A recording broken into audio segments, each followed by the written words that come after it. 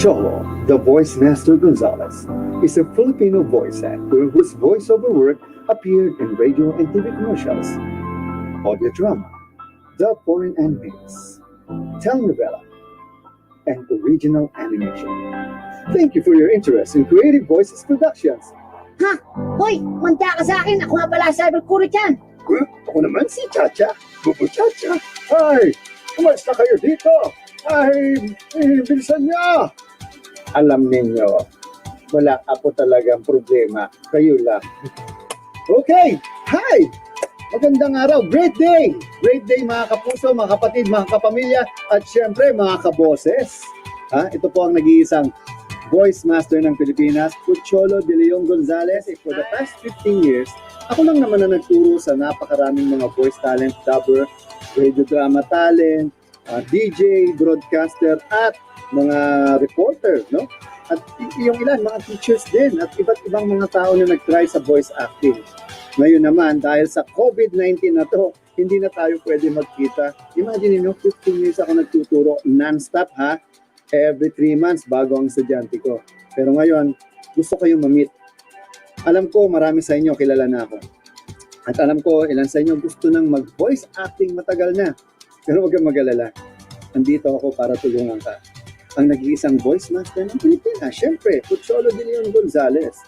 Ako lang naman ang kauna-unan at nag-iisang Filipino na nagsulat ng libro about voice acting. Ang gusto kong maging voice talent. At nanalo ito ng mga awards, lalo-lalo na yung National Book Awards. At syempre, naging best-selling to. Bakit ka mo? Binili ko lahat ng libro. Hindi, joke lang. Naging best-selling siya dahil ginamit ang libro ko sa lahat ng eskwelahan, lalong-lalo na sa mga mass comm and communication courses at majors. At ito pa, hindi nyo alam nyo ba, meron akong sinulat na chapter sa nag-iisang Bible ng voice acting sa buong mundo, ang The Art of Voice Acting ni James Alberger. Yan yung 6th edition, nandun yung tungkol sa dubbing or ADR or Automated Dialogue Replacement. Dito sa aking webinar, gagawin ko kayong professional voice artist, not voice talent. Alam niyo kaibahan ng voice talent. Voice talent do voice over work for money and money. But a voice artist do voice over work for passion, for the craft, for the art. Tandaan niyo na, art. Voice acting is the art or is an art. And it's an art of becoming. For 4 weeks, more than 80 voice mates took part in the most intensive online voice acting workshop in the Philippines, the Certified Voice Artist Program, made possible by the guidance and mentorship of no other than the voice master, Cholo de Leon Gonzalez. Let's take a look at the most remarkable experiences of the pioneering voice mates only here at CVAP Confessions. Hi, my name is Alvin Balse, and I'm an enrollee in the first batch of the Certified Voice Artist Program, also known as the VOAs. That's my brand name. To be quite honest, my passion for voice acting or voice artistry lapsed by the time I got employed. But due to the pandemic that forced me to work from home, I found myself with some more free time to pursue my passion for voice acting. Gustuhan ko yung knowledge and experience.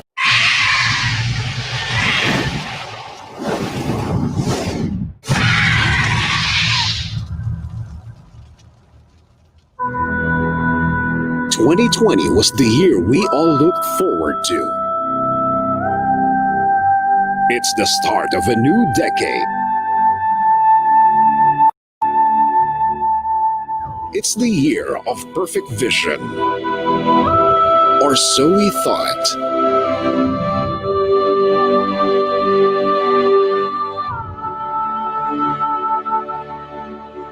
And then the pandemic happened.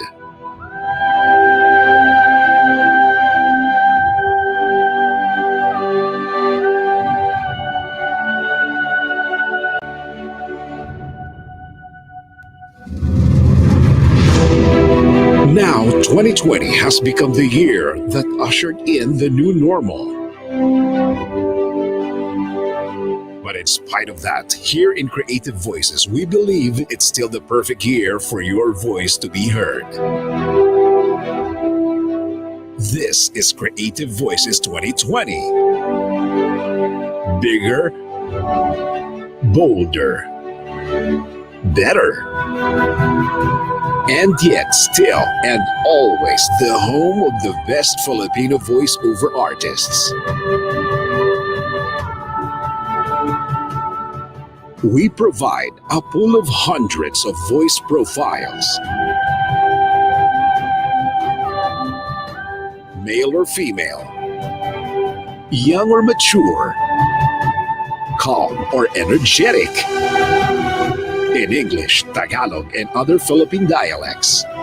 Tuloy ang kwento, padayon ang istorya. Ituloy ti istorya. El historia continua. Isundo may istorya. Padagos lang ang satuyang istorya. Padayon ang imo nga sugilanon. Tuloy ang kwento. An online platform for selecting, booking, and obtaining the perfect voiceover for your commercial, movie, corporate video, e-learning, telephone system, etc. You name it, we voice it. State-of-the-art recording studio, equipment, and software for a guaranteed crisp and clear audio quality.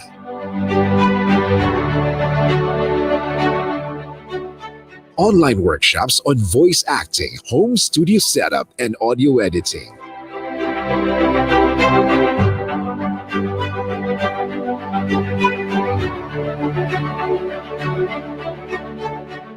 We have produced over 2,000 graduates from VoiceWorks, our popular voice acting workshop since 2005. And the pandemic is no reason to stop. Vision 2025 to be the leading national network of young Filipino voice artists and creative voices. Mission to provide developmental opportunities and platform that empower young Filipino voice artists in every corner of the Philippines to use their voices to promote positive social change. Adapt, adopt, adept. We create a culture of giving, sharing, loving, and caring. And disrupt the culture of selfishness, greediness, and ungratefulness. We give every unheard and aspiring Filipino voice artist an opportunity to rise above the noise and be heard.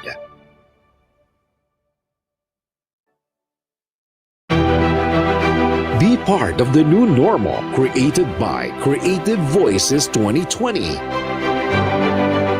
Join Certified Voice Artist Program.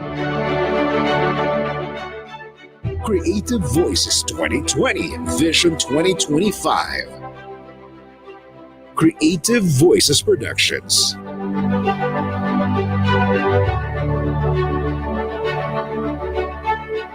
www.youtube.com/TheVoiceMaster. #VoiceFromHome. Dahil basta boses, creative voices.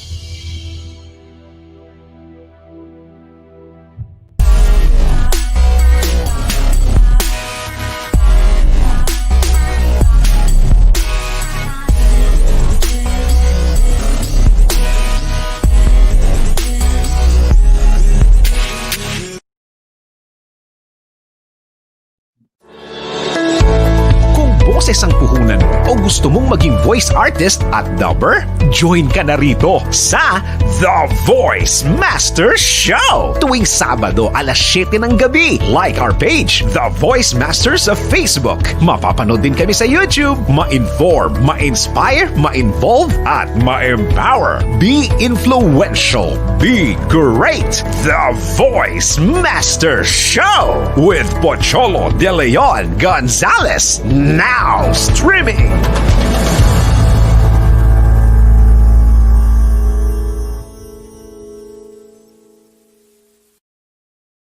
Okay, great day mga kaboses. Welcome to the VoiceMaster channel or VoiceMaster show.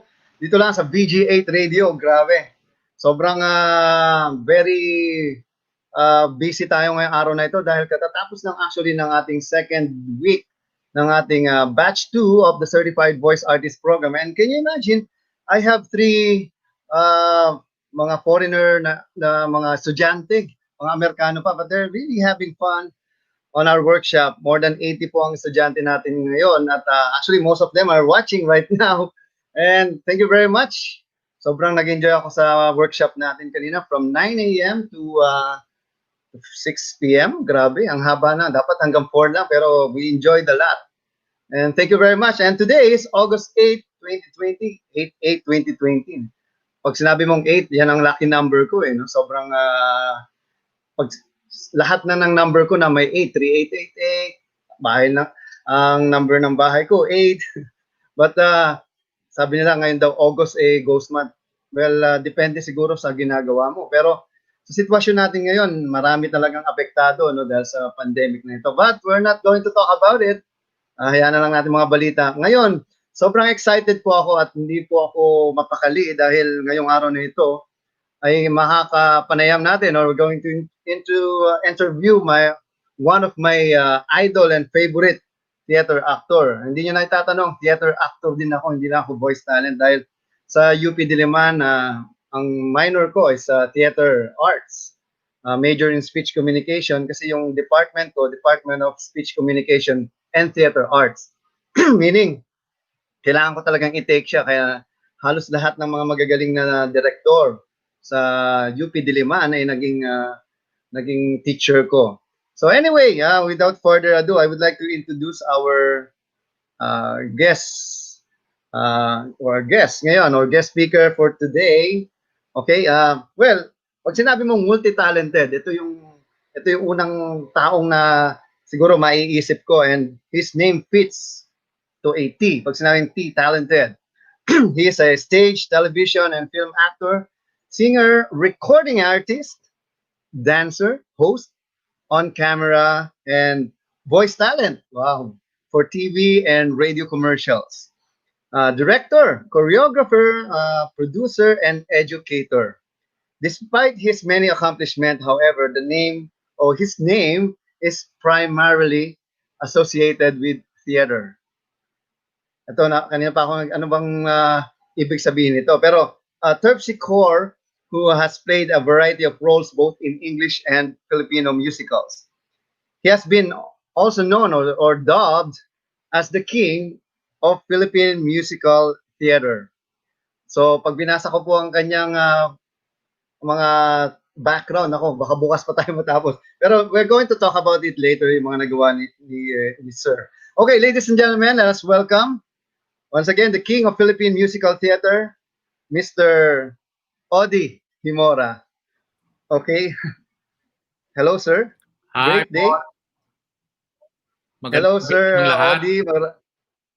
Thank you very much for giving me this opportunity na ma-interview kayo, sir. Sobrang, ewan ko ba't ako kinakabahan sa dami na ng mga na-interview ko sa buhay ko. Pero pag idol mo yung yung i-interviewin mo, kinakabahan ka pa rin kahit libo-libo na yung na-interview ko, sir. Ganun pala talaga pag may fan mode ka talaga. Especially pag nakikita ko yun, talagang gusto ko magpa-picture lagi. You know what, Sir Audie, thank you very much for giving me this opportunity na ma-interview kayo. And you know, when I was still a dubber and director sa ABS, hindi ko kayo malapitan dahil kapag nandun kayo, busy kayo eh. Pero hindi nyo alam, we've met more than 10 times, hindi lang ako lumalapit talaga sa inyo. Pero anyway, how are you, Mr. Audie Gemora? Kamusta po kayo? Well, eto sa awa ng Diyos, mabuti naman. Blessing pa rin kasi meron pa rin akong trabaho. Although dito ako sa bahay nag-work, yung sinasabi natin work from home. Ako'y nagtatrabaho sa Soler bilang entertainment actor. Pero mula nung nagkaroon tayo ng quarantine, syempre lahat ng mga live shows na postpone. So we've been working from home. So yeah. So minsan ang tawag diyan, nakaka-bore, challenge sa sanity ng isang tao na nasa bahay lang. Pero we, being an artist, we find ways to entertain ourselves, to be That's creative. true. And thanks to technology like this, sir, we still have a chance to express ourselves, especially our artistry, no? Especially kami, sir, bilang voice talent. You are also a voice talent yourself. Iba yung iba ngayon yung sitwasyon. Sabi ko nga, what if, Sir Audie, nangyari itong pandemic noong 1990 na wala pang internet, no? Mas nakakabaliw. we don't know. Very dependent tayo sa broadcast media. Hindi tayo makakapag-communicate. That's true. And I think at least internet, especially this kind of technology, help us kept our sanity. Especially tayo, sir, hindi tayo sanay na nakastay lang sa bahay. Alam mo, morning pa lang, lalabas ka na, may gagawin ka na. Especially kayo, sir, ang dami-dami ninyong, you have so many hats. Sobra. So, siguro, sir, ang pag-usapan natin, no? Sino ba si Mr. Audie Gemora nung bata siya? Kasi, kilala kayo ng tao, sir. Kilala kayo bilang performer. Napapanood kayo sa TV, sa teatro. Pero, ilan lang sa mga opportunity na talagang mas makilala ng mga tao si Mr. Audie Gemora. Kwentuhan nyo nga kami lahat. Marami po nakikinig sa atin. More than 200 na po ang audience natin. Ano at sino si Audie Gemora nung bata siya?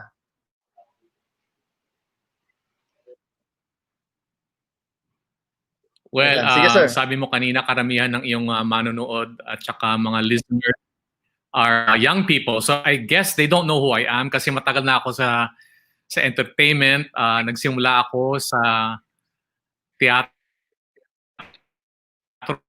tapos punta mainstream. Pag sinabi natin mainstream, ay pumasok sa television. I did some TV hosting. I did some recordings. I was a recording artist for a while. So marami akong nagawa, So, pero my humble beginnings, I sa Iloilo. I come from Iloilo. Ako ay isang anak ng isang sugar planter. Pero sa mga towards the early 60s, nilipat kami ng mga magulang dito sa Manila. And then nag-aral ako sa isang American school. It was called American School, and then eventually they changed it to international school. Yun yung ngayon ang kilalang ISM. And so when I started as a kid in Iloilo, we simple life. I was never really into the arts, but according to my other brothers and sisters at saka sa mother ko noon, sabi nila nung bata pa ako talaga mahilig ako sa music. And I do remember listening to a lot of albums or records. Sa mga panahon na yon, ang tawag pa ng recording plaka. This is what we call now a long playing album. Although bumabalik, radio playing album. So nung bata pa lang ako, I used to listen to the music and recordings that my parents. I was exposed at a very young age to good music, classical music. Ngayon, nung nalipat kami dito sa Maynila at nag-aaral ako sa American school, when I went to American school, hindi ako marunong mag-English. I only spoke Ilonggo.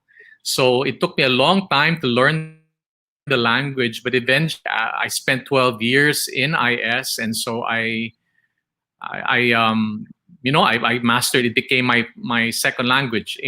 English became my second language, and the language I'm most comfortable communicating through. Ngayon, sa buong panahon na nandun ako sa school, masyado akong mahiyain na bata, no? I was really just mahilig lang ako gumuhit. I was always in the room drawing or painting or creating something, but I was not very sociable. So I didn't have very many friends. Pero nung dumating ako sa high school, naisip ko, I spent most of my life being a loner. I want to change that. And so I consciously tried to join more clubs, mga after-school activities, para lang ma-expose ako sa mga ibang bata, other kids, and to get to know people and get out of my shell, so to speak. And two things helped me. One was I joined the choir. And so I found out that they were telling me, "Oh, you have a beautiful voice." Hindi ko man alam, no, that I was musical. But they said that I sang very well, so I discovered that I could sing. And then I stumbled into the drama club, which was run by this American lady named Ruth Butler. And she recruited me for one of her high school musicals, and I discovered the theater. And nung na-discover ko ang entablado at unang-unang nakaapak sa entablado, I was like a fish in water. It was like I knew it was easy to do. It was natural for me to perform. I mean, ako na very shy child, bigla na lang something, the light in me just lit up, and all of a sudden, I was performing, and all of a sudden, everybody, wanted to be my friend, and so I realized, ito pala yung, this is what's special about me, the fact that I know how to perform. And so that's how I discovered Pocha. That's how I discovered the theater, and how I discovered that I could perform. That was my beginning. Wow.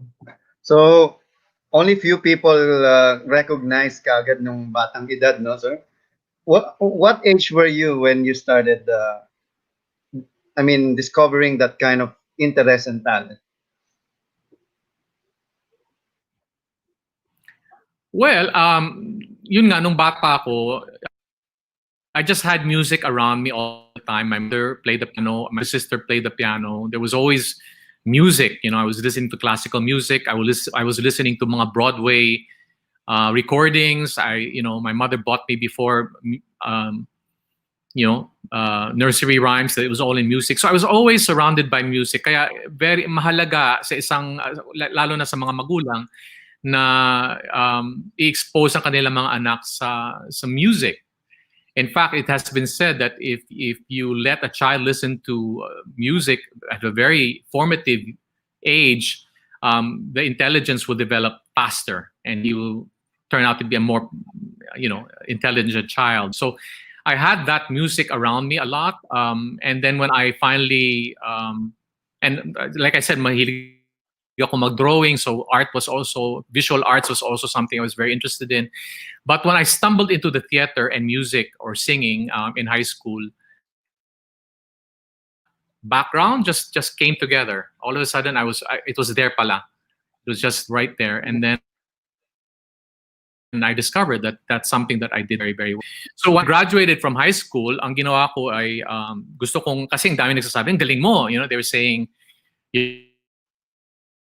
para lang matest kong sarili ko kung talagang totoo yung mga sinasabi nila, I started to audition right out of high school. I started to audition for certain productions. And sa mga panahon na yon, late 70s, this was 1978, ganon, I auditioned for a very popular theater group called Repertory Philippines. Repertory Philippines was the only theater professional that was speaking. Kasi nga, hindi ako marunong mag-Tagalog sa mga panahon na yon. I was Ilonggo, who grew up in an American school. So, hindi ako marunong mag-Tagalog. So naturally, the theater company that I would audition for would be an English-speaking company, and it was Repertory Philippines. And yun, I got, and then, again, they were very affirming that I had talent. And so before I knew it, I was playing all these, lead roles sa mga musicals. Lahat ng mga Broadway musicals, nagawa ko na. So, that's how my career started sa theater. I was doing musicals. Lea Salonga was one of our actresses. She was only 9 years old nung nag-umpisa sa Repertories. I was in a musical with her first musical called Annie. I was playing the contrabida there, and she was this little girl. So I had many years in Repertory Philippines all through the 80s. Yeah, early 80s, I was a theater actor. Ang focus ko at naging expertise ko was musical theater. Pag sinabi natin musical theater, yun yung mga Broadway musicals, like you've seen West Side Story, Sound of Music, South Pacific, Pippin, maraming musicals ang nagawa ko. And when you do musicals, kailangan marunong kang umarte, kailangan magaling kang kumanta, at kailangan marunong kang sumayaw. And so while I was still young and learned musical theater, nag-aral ako. I took up dance classes.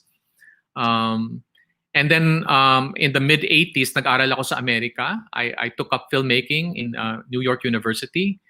And while I was studying at NYU, taking up film, I was also taking dance. I took ballet, I took jazz, I took modern dance para lang lalo akong mapagaling sa area ng dance. So because to be a good musical theater actor, you have to be able to do all three. Yun. And so living in New York, being exposed to the city when nandun lahat ng art form was really very educational for me. Na-expose ako sa theater and cinema and museums and art. I was even surrounded by fantastic art. So, which brings me to my second point. It's important that bilang bata, you discover your talent and find out what God designed you to be. Lahat tayo may design. And so as a young person, try everything and find out kung saan ka magaling. I was not a very good academic person and I was not very athletic. But when I discovered that I was an artist, I ran with it. I really took it seriously and I pursued it. Even though nag-aral ako sa college and I took up a course which was communication arts, it was also related to the arts. I really pursued what God gave me as a gift. So it's important as a young person to know what your talent is by discovering. And once you do everything you can to be good at it, to learn about your craft. And so that's what I did. I spent so many years studying and getting good at my craft. Yun. So that was the second phase of my life, getting better at my craft. And then the third phase of my life, bumalik ako dito sa late 80s. Nung paramihan ng mga kaibigan ko sa teatro, pumasok sa mainstream. Si Raymond Lauchenko, dati kasamahan ko yun, bigla lang artista na siya. Tapos si isang direktor na kasama ko rin, si Freddy Santos, ay naging director sa Cons. So parang nainganyo ako, naisip ko, I wanna challenge myself already. I know theater so well. Maybe I can try something different. I said to myself, why don't I try showbiz? So naghanap ako ng manager. And then I met the wife of Gary Valenciano, si Angeli Valenciano, who was a big fan of mine when I was doing theater. When I approached her and Angeli like to explore the idea of being managed, she got so excited. She said, "Oh my God, I'm such a big fan of yours at theater. I would love to manage your theater career." And I said, Angeli, ayoko na ng theater kasi alam ko na yung theater eh. I want to do showbiz. I want to do recording and I want to do television. And she says, what? But that's not what you are. Sabi ko, yeah, but I just want to challenge myself. So, after the initial shock na sabi niya, pero Audie, hindi ka marunong mag-Tagalog, Tapos ang style ng pagkanta sa teatro, boses pag nasa teatro ka, di ba? Malaki ang boses kasi malayo ang entablado, malayo ang tao, so kailangan marunong ka mag-project. So sabi niya, ibang pop singing, Audie ha, ang pop singing kailangan talagang just your voice, you just have to feel it. Mm-hmm. musicality and you just ride the music and like Gary V, parang ganon. Sabi niya, Yeah. paano mo? Sabi niya, okay, ganito na lang. I'm challenged by from now on, hindi ka na mag-i-English. Magtatagalog ka na lang. Tapos, tapos baguhin mo pag paaralin kita sa isang vocal teacher para i-adjust ang singing style mo from theater to pop singing. And then I had to learn a lot of pop songs. And then ang pinaka-trial by fire ko, kanta niya Beer Garden. Yung Beer Garden niya parang bar na maraming umiinom doon, parang gano'n. Para masanay ako makihalubilo paano mag-entertain nang wala kang, kasi sa teatro parati kang natatago sa behind a character. Meron kang character parati. Pero pag kumakanta ka na as yourself, as a pop singer, you have no character, your own. And kailangan, at that time, kailangan kong matuto paano magsalamuha. Communicate, connect sa audience, sa iba't ibang classes. Yes. Paano mag-spiel in Tagalog, paano mag-joke around with Tagalog. Tapos pag sinagot ka ng tao na lasing sa audience, kailangan marunong kang, sumagot at yes, sir. Makisama. So I learned the hard way, tapos doon ako natutong mag-promote sa malls, mag-promote ng album sa Universal Reds. And then doon ko natutunan paano mag-radio tour. And then eventually I started guesting on TV. So kilala na ako sa TV. Sa mga later on mga children's shows like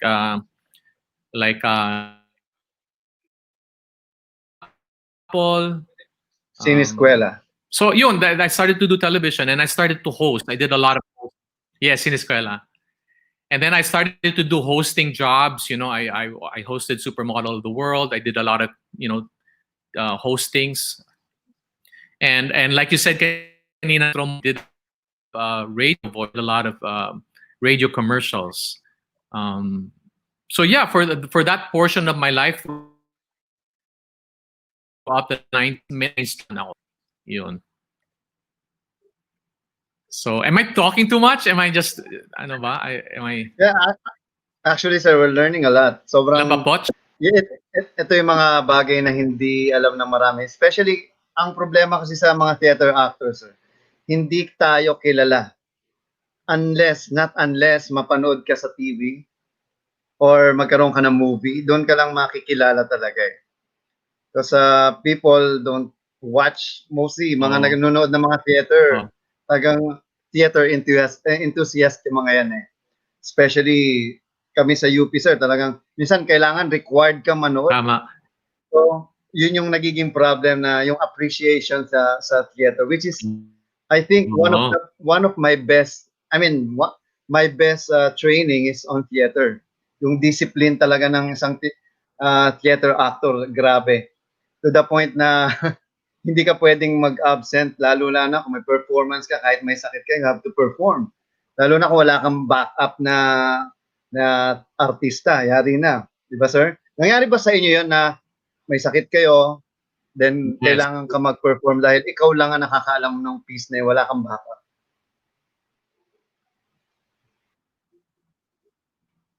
Oo, pero yung grupo na sinalihan ko, Repertory Philippines, yung pinaka-mentor namin doon, si Zenaida Amador. No, yun eh.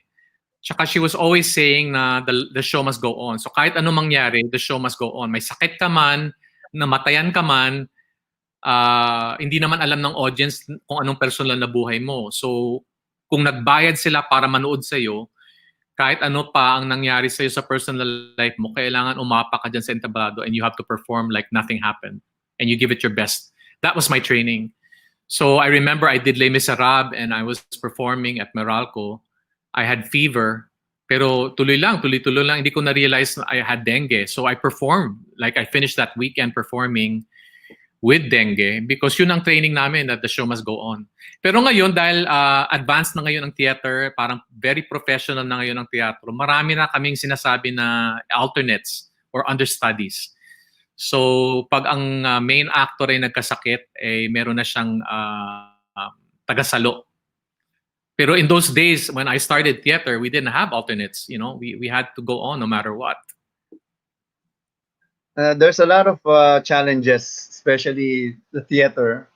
One of my favorite theater, especially yung plays Rama at Sita. You know that, sir? Yes. It was actually showed sa UP Theater. Doon ako na-amazed. Parang, Muni? ito pala yung theater. Yeah. Rama, yes, Ayan. sir. So, si Ay. Yes, sir. Sobrang... Yan, Laurel. Yeah. Yes. And so amazed na sabi ko, one day I would like to perform, but iba yung mundo ko, sir. I'm behind the scene. I still remember one of my theater teacher told me, Mr. Gonzalez, your voice is acting but not your body. So you better become a voice actor.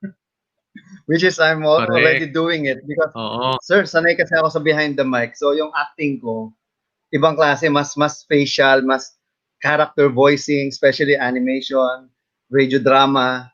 So when I'm on stage, my voice is acting but not my body. So hindi ko na tinuloy. Sobrang sabi ko, hindi ako pang teatro talaga. Alam mo, Poch, I want a point of view. You know, as I'm also an acting teacher, you know. So konektado ang katawan sa boses. So one of the first in the theater is that the voice and the body are connected. The energy of your voice and the energy of your body are connected. In other words, the best way to act with your voice is to really believe it. Like say, hindi lang yan acting with your voice. By the way, ang acting is believing. No? So kailangan, it's not about pretending you're something else. It's believing that you're someone else. So parang dalawang ano yan dalawang tao yan yung sarili, an actor, you are the main instrument, no? So when I say na eto na acting class na to you have yourself as the main instrument. Kasama dyan yung katawan mo, your body, your voice, your five senses, your emotions, your experience, your memory, your energy. Ikaw to. This is instrument. Tapos bibigyan ka ngayon ng karakter ayon sa play or pelikula na gagampanan mo. This is now the character that you're given. You are now going to put yourself under this character. So you put yourself under the character. So lahat ng emosyon, lahat ng experience, ang boses, katawan, emosyon, senses na ang gagamitin mo from the inside going out sa character. So for example, ang character mo ay isang mamamatay na tao, a killer, you know, then you have to find, like me, I played a serial killer. I played Sweeney Todd.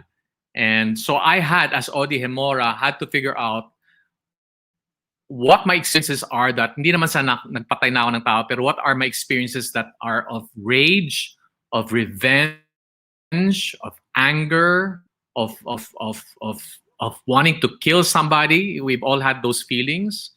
And I have to tap into that, my reality, bring it into the character.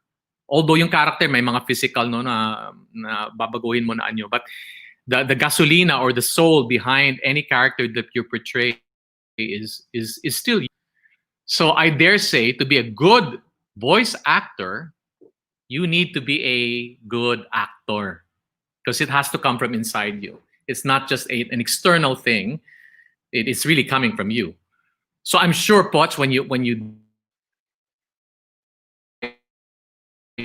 That's just not a fabrication. You know, it's you Oh, can't yeah. fabricate anger. You can't fabricate. Well, kung huhugutin mula sa truth mo, doon manggagaling yun eh. Yes. And that's how you tell a good performance from a bad performance. When it is done from a place of truth, when the actor or the performer is truth, it's just pretending and putting a fake everything, then it becomes a very, usually sometimes very one-dimensional, very caricaturish, Yes, you know, yes. characterization kasi hindi siya totoo, hindi siya malaman sa'yo bilang tao, dun manggagaling. So yeah, that's why it was easy for me to start doing voice, being a voice talent, because I was an actor. I knew how to give life to a script, to a copy. Especially, you have a very good voice, sir.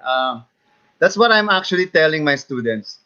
Voice acting is not just real acting, because for me, acting is fake, no? But it's more on the art of becoming. Once you become the character, it's automatic. Automatic mo nang nagagawa yung ano. You don't have to internalize or whatever. So, Sir Audie, nowadays, especially the situation of the world, walang nangyayaring teatro, walang play. Because it's kailangan magsama-sama yung mga tao eh. Literally, it's an event, no? It's a performance. So how does it affect you personally and also the people that worked with you before? Especially, I think you have this project na ginagawa. Ano yung naging malaking pagbabago at transition? Especially, we don't know until when this will end, no, the pandemic. So amidst technology and this pandemic, so how's the situation of the theater?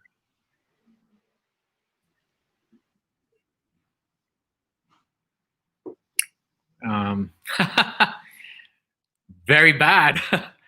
Very bad kasi teatro is live eh. By the very nature of theater is live. Kung hindi siya live, hindi na siya really teatro. So dahil hindi tayo pwedeng magtipon-tipon sa isang lugar, ay talagang nag-stop ang live entertainment. So as a matter of fact, nakapagtapos pa ako ng isang production, Joseph the Dreamer, starring Sam Concepcion noong March. Maswerte kami kasi natapos pa namin yung run namin. Pero pagkatapos ng March, lahat ng mga shows kasi hindi na nagkaroon na tayo ng EZQ, ng lockdown. So all the shows were canceled and nawalan ng trabaho ang lahat ng mga performers. Now, here's what I have to say about actors. Most theater performers at saka yung mga technical people, mga production people are all freelancers. Hindi, ang actor kasi we get hired per production eh. So para tayong wala namang regular na hindi siya regular na trabaho, parang freelance ang lahat ng mga manggagawa sa performing arts. Mananayaw ka man, singer ka man, production person ka man, designer ka man, lahat freelance, makeup artist ka man or usher, freelancer ka. So nung na yung mga shows, everybody lost jobs.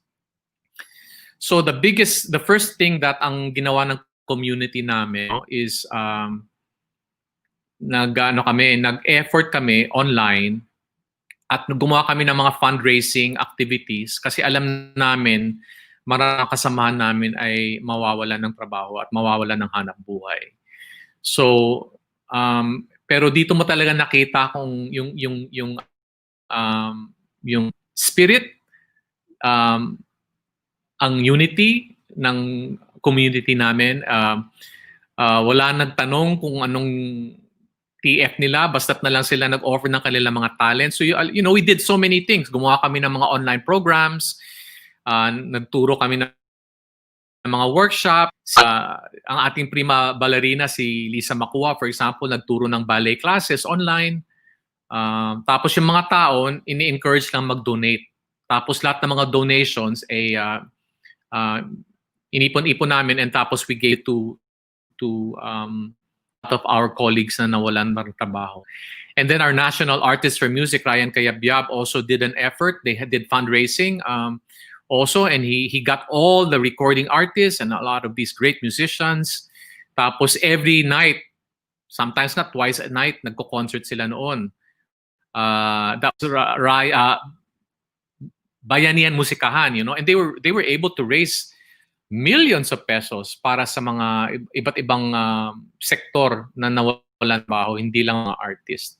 So that's what we did for the first 3 months of this pandemic. We got together and we banded together and we raised funds through donations so that masuportahan namin yung mga nawalan ng trabaho. Pero ngayon, we are already entering our 5th month of a lockdown with no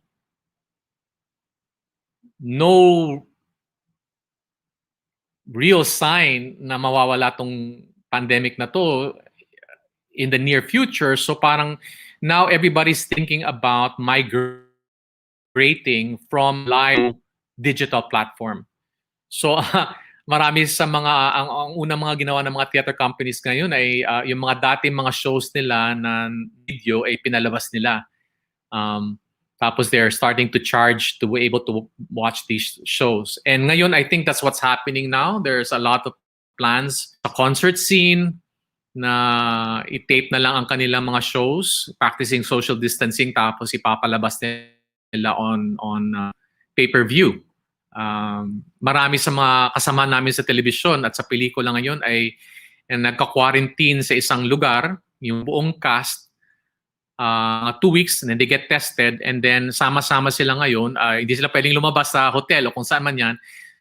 Tapos ngayon, sama-sama sila nagsushoot ng kanilang mga teleseries at kanilang mga TV specials, kanilang mga TV variety shows, kasi they're all together.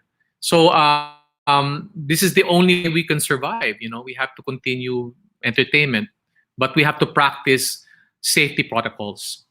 So that's what we're doing right now. So everybody from the arts, teatro man, performing arts man, music man, or the digital platform. And sana the audience will also lilipat din ang audience and to pay to watch online. Yun. But we are so challenged kasi hindi maganda ang ating Wi-Fi dito sa Pilipinas. So streaming is so difficult. Maraming nagbabuffer parati. Minsan hindi on time. So Hindi real time. It's a real challenge. Pero pagtsagaan muna natin, Poch. That's true. That's why one of my program, actually, most of my students ngayon, iba-iba yung mga trabaho nila before. So, yung iba nawala ng trabaho. They actually go back to their first dream to become a voice artist or voice talent. So sabi ko nga, it is also an opportunity for us because most of the people right now, they convert everything to audio-visual online. So ang daming mga need for voices and even actors themselves. Sir Audie, yeah.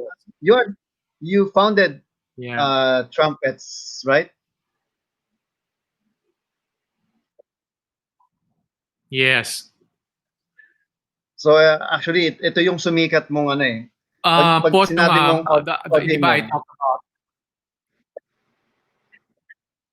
trumpets? Yes, sir. Yeah. Well, nabanggit ko sa iyo the phases of my life, my childhood and how I discovered my talent, my theater and getting better at it. Then I went in the 90s, I went to mainstream entertainment. Another phase in my life was nung ang peak ng isang performer, you know, the older you get, you have to start thinking about bigger things other than yourself. And so dito na ngayon pumasok sa phase ng buhay ko na nagtayo ako ng mga iba't ibang endeavors, or I joined different endeavors na mas para sa iba na. So dito ngayon ang pagtayo ng Trumpets, which was the country's first Christian theater group. And through Trumpets, we did a lot of original musicals. Tapos nagtayo kami ng isang multimedia summer workshop called Play Shop, which is now celebrating 27th year. Ikaw, Poch, kung nagtuturo ka ng voice, acting and speaking, kami naman dun sa Play Shop, we taught all forms of art, performing arts, pati broadcasting. So acting, singing, street dancing. Doon nagsimula ang street dancing. Lahat ng mga schools ngayon meron ng street dancing, but Play Shop ang pasimuno noon back in 1993. Kaming una ang naglabas ng street dancing classes. And then basta a lot, photography, modeling, name it, Play Shop has taught it. At maraming mga artists ang dumaan doon sa Play Shop. Among them, Christian Bautista, Caril, Sam Concepcion, Tipi Dos Santos, Morissette, maraming mga Enrique Hill, maraming mga artists ang nanggaling sa workshops, which opened up another door for us in the 2000s. So aside from Trumpets and Play Shop, which was the workshop, since we were generating so many talent, we decided that we were going to start managing some of these talents. And so I put up with my friends another company called Stages. And Stages is an events company, but it's also a management company. And we managed the careers of Christian, for example. And a lot of artists have already joined our management group, like The Company, the Net Inventor. Marami kaming artists na hinahandle ngayon eh. So that again opened another door is talent management. And then I went very, very heavy into producing, all kinds of productions. And I headed different groups. Head na at ng mga theater and dance companies kasama sa isang grupo called Phil Stage, and I'm the president of that. So now I'm thinking about the industry. We're thinking of ways to make the performing arts industry a real, vibrant, thriving industry. So maraming gawain. I'm so busy. And then eventually, 5 years ago, I joined Soler as the entertainment director. Doon naman, my job is to come up show, bring entertainment from abroad and also from here. And so lahat ng gawain ko ngayon, Poch, is more industry na. Hindi na siya pang sarili. It's already bigger. So yun, that's what I'm busy with is these past few years is building an industry. So right now, sir, are you offering an online training or tutorial or mga kumbaga paano Yes, yung translate meron, pero yung dating hindi na ginagawa ako online? Oh yeah. Summer na to and doing very, very well. It's so cute kasi ngayon ang mga bata nasa kanya-kanyang bahay na sila, umaarte, tapos kasama na yung mga parents. Nakakatuwa actually. It's iba na naman, ibang experience naman siya. Pero alam mo kung artist ka, hindi mo magigilan yun eh. Lalabas at lalabas yun eh. So pandemic or not, we are gonna perform because we are artists. We express, ang kasi express ng sarili eh. Hindi pwedeng magtago lang tayo eh. So That's true. So no problem for teaching workshops. Yeah. And then I forgot, Poch, you know what? I opened a school also. I opened a school. It's called the School of Academics. It's isa siyang academic school, pero ang pinaka flagship niya ay arts integration. Ang ibig sabihin, we teach academics, pero we use arts to help the students understand math, social studies, languages, name it. We use arts, science. We use arts to help the kid understand. Kasi we have two brains. We have the brain and the brain. Our left brain is our cognitive mind, and our right brain is our creative mind. Kaso most of the traditional schools only develop cognitive mind. They don't develop your creative mind. So parang you only develop one side of your brains. So now we put up a school that is developing both sides of the brain para we are both active and creative at the same time and makes you a more intelligent child.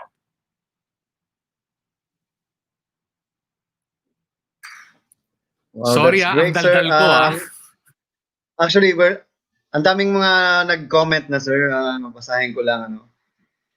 Anthony Dadesa, pa-shout out idol. From Papa Lem, oh my God, nagabang na here. Ayan. VoiceMaster, good evening. Ayos, Master from Ton Morales.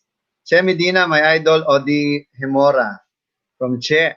Oh, I know. Kate Hi, Che. Devera. Hello, Hi. Sir Pucholo and Sir Audie. And I don't know how to pronounce it. Leno Vermoa. Hi, Tito Audie. Claire Cuenca here, mommy of Macy Cuenca. Hope you still remember us. Yeah. Mami daw po ni May Cuenca. Salamat. Baka one of your students. Aliana de la Cruz. Yeah. And yes, eto. Christina. We have so much respect for you, Tito Audie. Thank you very much for mentoring, guiding, and supporting Macy in acting and singing. Wow. Sa siyang mami. Che Medina, been a fan here since Joseph the Dreamer. Great talent from Che Medina. Wow, may following ka dito, sir. From Nylin, wow, it's really nice to be in theater. It can also be a nice tool in teaching. Hello, Sir Audie Gemora. Okay, Joanne Ubalde. Yes. We really use it for teaching. Yeah. Dana Serrano, Sir Audie, wow, one of your number one fan, Dana Serrano. Che Medina, Play Shop. And Aliana de la Cruz, passion for work is love. So, Sir Audie, sobrang ang dami ko na kagad. Hindi nyo napansin, no? Isang oras na pala yung lumipas. So, sobrang gusto. Anyway, bago ko makalimutan, sir, happy birthday. Thank you for giving me this opportunity na ma-interview ka ngayong birthday mo. Sobrang, hindi ko alam. Fun mode ako ngayon, sir. Fun mode. Thank you. Ganun talaga. Just like interviewing Michael Maraming salamat, Jordan. So, any last words, sir? Any last message to our... I wish I can give you more time, but there's another program after this 8 o'clock under VG8 Radio. Sir, any last message to the next generation of theater actors? Thank you, sir. Go ahead. Well, I just want to say that God has given us a lot of gifts, and it's important for you to find out kung ano ang inyong design. Because if you don't fulfill your design in life, you will never be fulfilled. So every one of us is an individual. We are designed by God to do something special in this life. And it's important for you to know what that is and to pursue with great passion. And no matter what the challenges are, pursue it. Otherwise, you'll never be happy. And when you pursue it, make sure that you are good at it, that you learn as much as you can about your craft. So whether it's voice, learn from the VoiceMaster, do everything you can to be the best at what you do.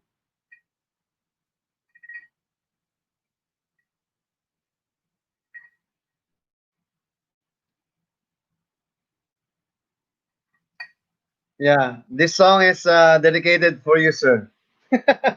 Loving You, one of your songs. Oh, really? So anyway, once again, thank you very much, Sir Audie Gemora. You know, you're really the king of musical theater in the Philippines. And thank you for your inspiration. Thank you for all the learnings, especially during the time na mga bata pa, yung mga nanonood ng Apple ba yun, sir? Tsaka sineskwela. Sobrang, buti sir, no? Yung pagiging Ilonggo ninyo talagang, I love Ilonggos. I always speak sa mga kabataan dyan sa Iloilo. Pero hindi halata sa inyong Ilonggo kayo, sir, no? Hindi halata na taga Iloilo, si Sir Audie. Once again, thank you very much, Sir Audie. Thank you. Tagalog po. Thank you very much. Happy birthday once Good night. again, and God bless you. God bless to all your people's trumpets, to stages, Salamat. and to all your endeavors. Once again, ladies and gentlemen, mga kaboses, voice mates, Mr. Audie Gemora. Thank you very much, sir. God bless you. Bye. Ayan. Thank you very much. Ayan, sobrang grabe. Alam mo yung idea na maka-interview mo yung idol mo, ibang klase yun. Lalo-lalo na, Audie Gemora yan eh.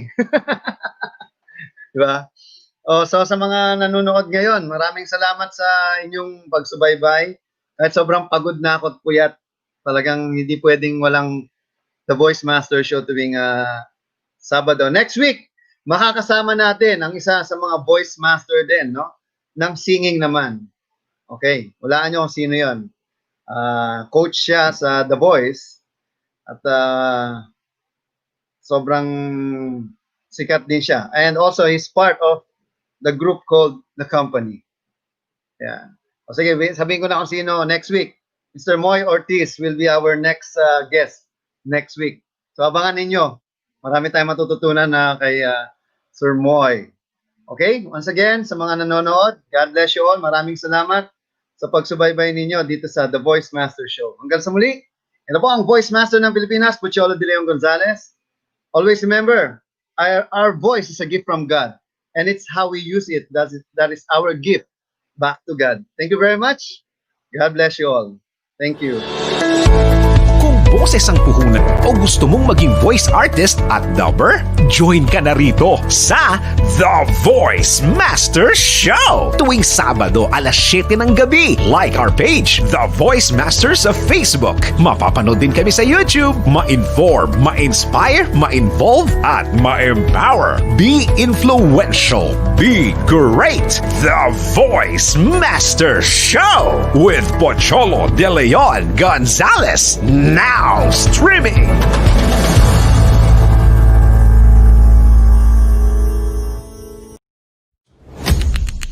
You can now access the Philippines' #1 voice acting workshop online at half the price. Yes, if you've ever wanted to join our famous VoiceWorks workshop or learn voice acting, then we've got good news for you. Registration is now open for Batch 2 of the Certified Voice Artist Program, the first and only course in the country that is geared to professionalizing the voice acting industry. And the best part is that you can register for only 5,000 pesos. But it doesn't stop there. The first 20 registrants get a free copy of the VoiceMaster's best-selling and award-winning book, Gusto Ko Maging Voice Talent. What are you waiting for? Email us now at nikki@creativevoices.com to secure your slot. Limited slots only. 2020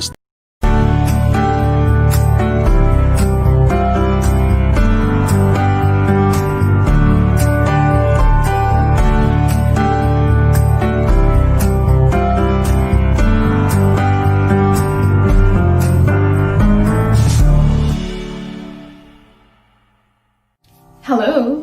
Do you want to be a certified voice artist right at the comfort of your home? Then join the Certified Voice Artist Program Batch 2, starting this August 1. This is led by no other than the internationally renowned voice master of the Philippines, Sir Pocholo de Leon Gonzalez. This comprehensive program will run for 4 consecutive Saturdays, where you will learn about the technical and fundamental skills of being a voice artist. Be able to produce voice variations, learn the formula in creating character voices, and establish your brand as a voice artist. Personally, my favorite was how I was able to find my own voice and was able to strengthen it. So what are you waiting for? Do not miss this opportunity. Join and follow Certified Voice Artist Program on Facebook, and when you enroll and become part of the first 20 participants, you will get further discounts and freebies. And it doesn't end there, because you will also receive a free ebook written by no other than Sir Pocholo Gonzalez. So, join us. Become a voice artist today. I am Pearl Ocampo, part of first batch of the Certified Voice Artist Program. Bye!